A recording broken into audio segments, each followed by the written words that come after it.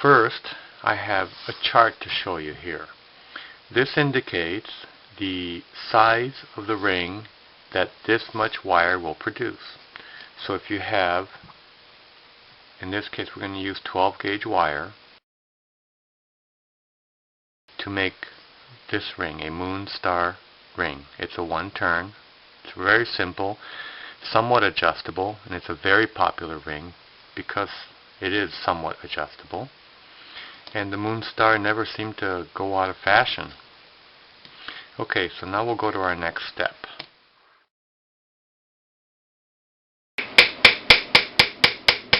I angle my hammer slightly so that I hammer the end of the wire a little more than the rest of it. So it ends up with a shape that kind of pairs out. You'll see in a minute here.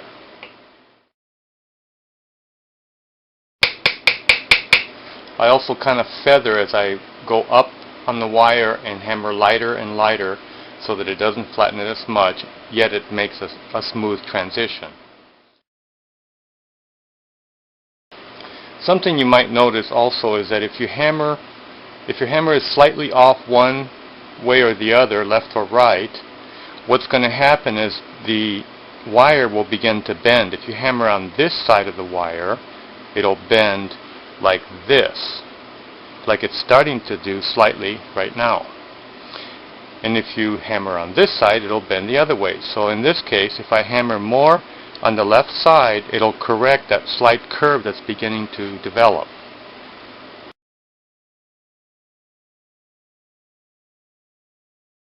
Okay, this is a leather mallet, actually rawhide, and the reason I use rawhide is because I'm going to be hammering on the surface that's the final surface, and I don't want to damage it. And rawhide will shape it without putting any marks on it.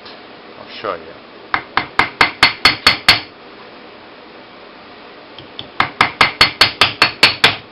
Okay, you can see here I started to shape the ring, no marks on it.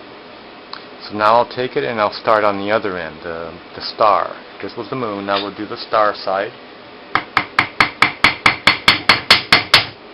I just take the wire, set it down, hammer, and then slowly rotate it so it kind of gets sucked right into the hammer and mandrel space.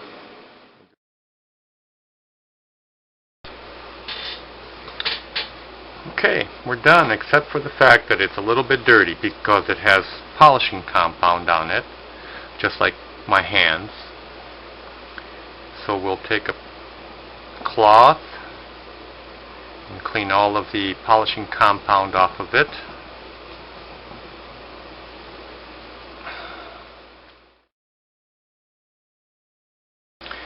And there it is.